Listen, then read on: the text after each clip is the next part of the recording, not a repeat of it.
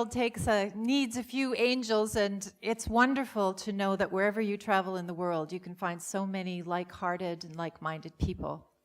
And when I was thinking about what ideas I could share today, I thought that maybe I would kind of take that theme about like-heartedness.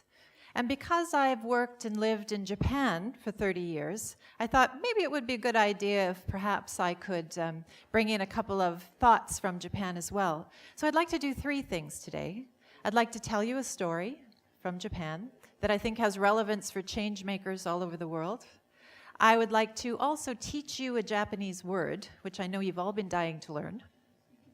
And I'd like to teach you all a secret password for change makers and connectors, because I know everyone in this room fits into that group.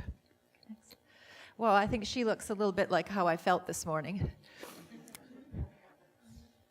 Once upon a time, on an island in northern Japan called Koshima, and in fact, it was in the 1950s, there was an academic study of a colony of 99 monkeys. And there was one little monkey, her name was Imo, which means potato in Japanese.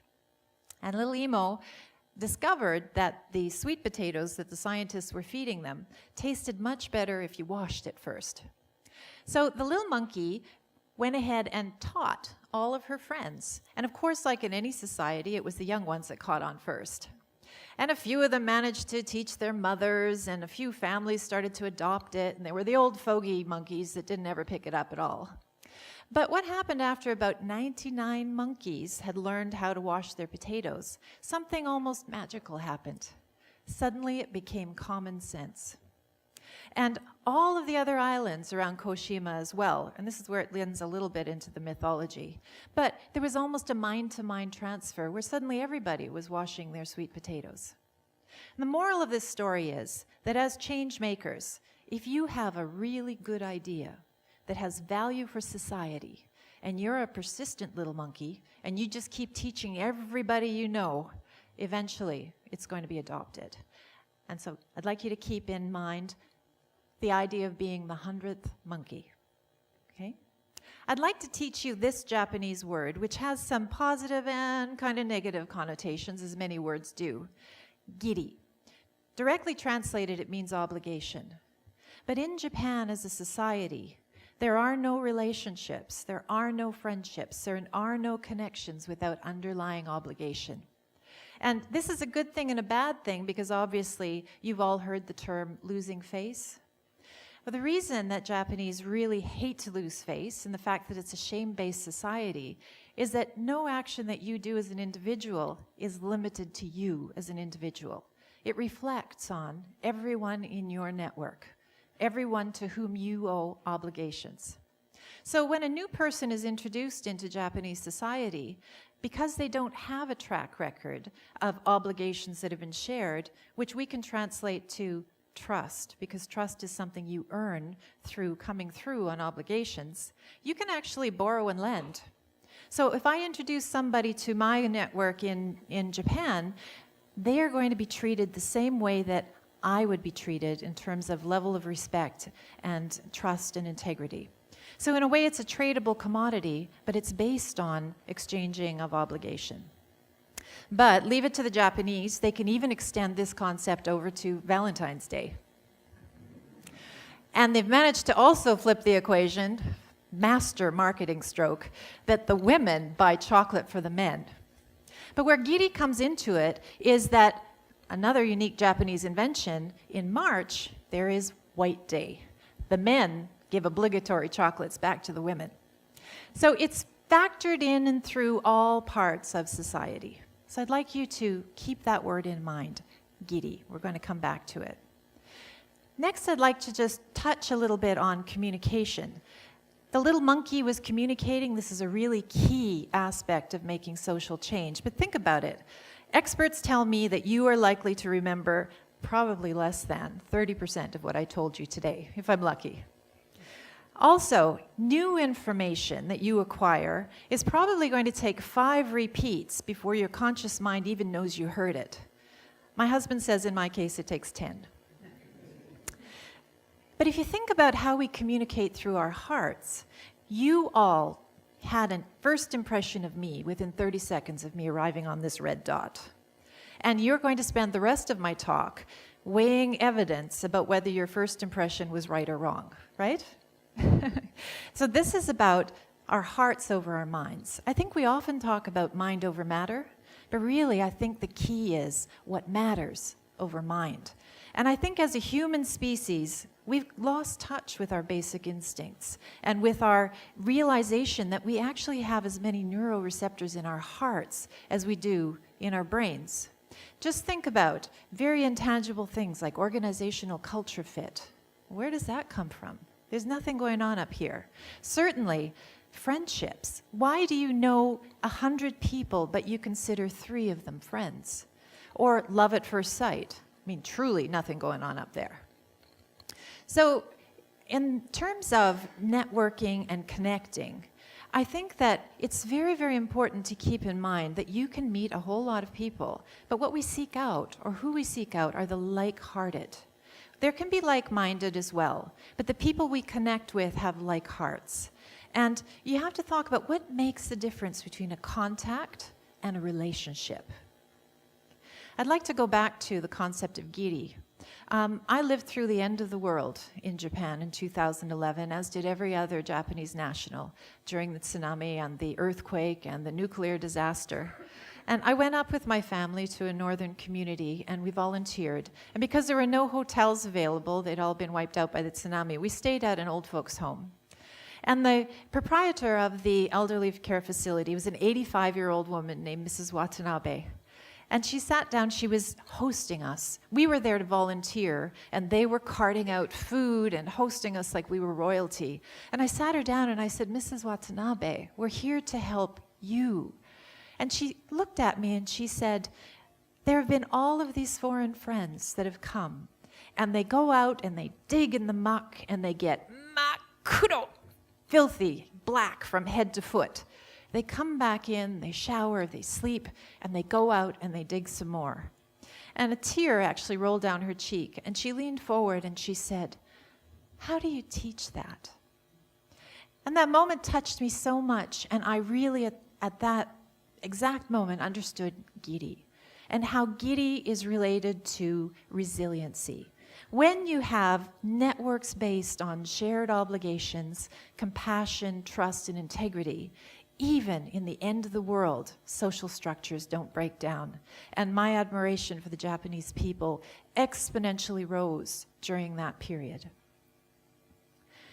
So in the West, we have a concept called paying it forward.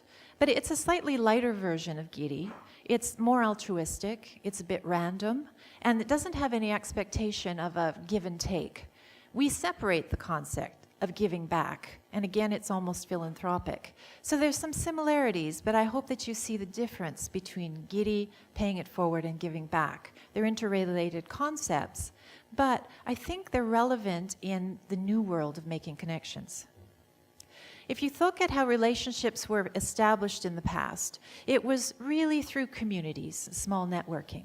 But in the digital age, we all have thousands of friends on Facebook. We're using social media for this event as well. But these are relationships that are being established more and more with no obligations. And that's fine. It's good to have connections. But when the good side of that is that you can spread ideas, right? Look at TED as a very, very powerful platform for sharing ideas. Many of us have never met, but we're part of the TED community, and we know that we're like-hearted because that's what draws us here. But there's also a darker side to that.